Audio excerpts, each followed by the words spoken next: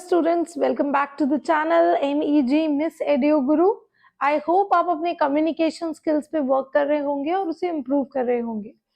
पर कई बार ऐसा होता है कि हम अपनी बात दूसरों तक रखना चाहते हैं पर लोग उस बात को समझ नहीं पाते, जिसे हम कह सकते हैं एक तरीके की रुकावट होती है जब भी हम बात करते हैं।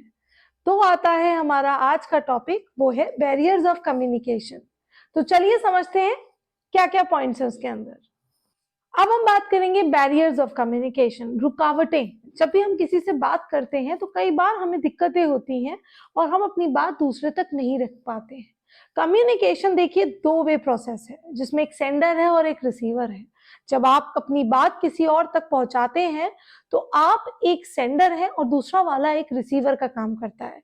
पर कई बार कुछ ऐसी चीजें होती हैं जिसकी वजह से आपकी बात दूसरे तक नहीं पहुंच पाती। तो कौन कौन से ऐसे बैरियर्स हैं उन्हें समझेंगे। सबसे पहला आता है लैंग्वेज। लैंग्वेज ऑब्वियसली एक बहुत इंपॉर्टेंट बैरियर है।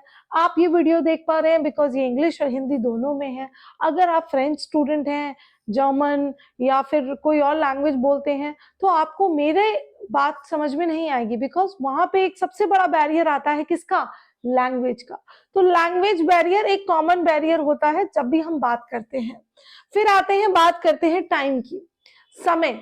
आप बात कर रहे हैं किसी से और माइट भी, देखिए टाइम का बहुत बड़ा रोल होता है जब कम्युनिकेशन में बात करते हैं, कि आप अपनी बात को कितने सही तरीके से बोल पा रहे हैं, किस समय बोल पा रहे हैं।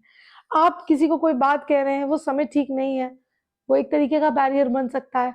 हो सकता है आप कोई बात कह रहे हैं जिसमें आप बहुत जल्दी जल्दी बोल रहे हैं, वो भी गलत होगा। क्यों? क्योंकि सामने वाला आपकी बात को समझ नहीं पाएगा। तो सबसे पहला था हमारा लैंग्वेज, दूसरा था हमारा टाइम। फिर आता है डिस्टेंस, कितनी दूरी पे हम कम्युनिकेट कर रहे हैं। हम वर्बली कर रहे हैं, हम नॉन वर्बल कर रहे हैं। जैसे मैंने पिछली बार बताया था कि कहीं ना कहीं हमारा कम्युनिकेशन में वर्बल और नॉन वर्बल दोनों ही इक्वली इंपॉर्टेंट पार्ट रोल करते हैं। और यहाँ पर डिस्टेंस, कितनी दूरी पे हम कम्युनिकेट कर रहे हैं। हो सकता है हमारी दूरी बहुत ज्यादा हो, जो मैं बोलना चाहती हूँ वो सामने वाला पर्सन नहीं समझ पा रहा। मैं नॉन वर्बल इशारे भी कर रही हूँ बट सामने वाले पर्सन को समझ में नहीं आ रहा। वो कहीं ना कहीं हमारे क्या है, डिस्टेंस की वजह के बैरियर्स हैं। फिर आता है डिसेबिलिटी। अगर किसी को कोई डिसेबिलिटी है, किसी प्रकार का सुनने में तकलीफ है, कोई डेफ है, तो उस कंडीशन में जरूर बैरियर के रूप में आपका कम्युनिकेशन हैम्पर होगा। फिर आगे बात करेंगे लैक ऑफ इंटरेस्ट। अब इंटरेस्ट ही नहीं है, बात सुनना ही नहीं चाहते, तो चाहे कितना टाइम हो, चाहे कितनी अच्छी बात हो, किसी को कुछ समझ में नहीं आएगा। लैक ऑफ इंटरेस्ट एक बहुत इंपॉर्टेंट रोल प्ले करता है एज एन बैरियर। और वहीं पर आता है टू मेनी क्वेश्चंस। जब आप लगातार बार बार क्वेश्चन पुटअप कर रहे हैं तो वो एक तरीके का प्रॉब्लम क्रिएट कर रहा है सामने वाले की ओर, क्योंकि आप उसे ढंग से कम्युनिकेट नहीं कर पा रहे हैं। देन आता है आपका डिस्ट्रैक्शन, डिस्ट्रैक्शंस। अब डिस्ट्रैक्शंस को अगर हम डिफाइन करेंगे तो बहुत सारे डिस्ट्रैक्शंस हैं।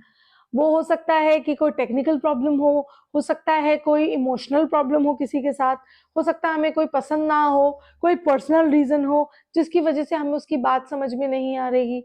तो जब भी हम कम्युनिकेट करते हैं कोई ना कोई रीजन बन जाता है जिसकी वजह से हम अपनी बात को दूसरे तक नहीं रख पाते। और लास्ट में आता है नॉइज। जो नॉइज वर्ड यूज करते हैं वो एक कम्युनिकेशन प्रोसेस में यूज करा जाता है, जब सिखाया जाता है कि एक जगह से दूसरी जगह जब हम बात करते हैं तो क्यों वो बात दूसरे तक नहीं पहुंच पाई, उसके पीछे रीजन हो सकता है नॉइज का, जो आता है इन सारी चीजों को, कि हो सकता है उसमें कोई लैंग्वेज का प्रॉब्लम हो, टाइम हो, इंटरेस्ट नहीं हो, दूरी हो। ये सारे के सारे रीजंस बनाते हैं एक अच्छे कम्युनिकेशन को रोकने के लिए सबसे बड़े बैरियर्स हैं। They are the big barriers of communication. So आप अपने बैरियर्स को तोड़ें और खुल के कम्युनिकेट करें, लोगों से बात करें बिना डरे। और अगर डर लगता है तो बहुत सारी प्रैक्टिसेस हैं जिसे आप फॉलो कर सकते हैं और अपनी कम्युनिकेशन स्किल्स को इम्प्रूव कर सकते हैं। सो आज के लिए इतना ही।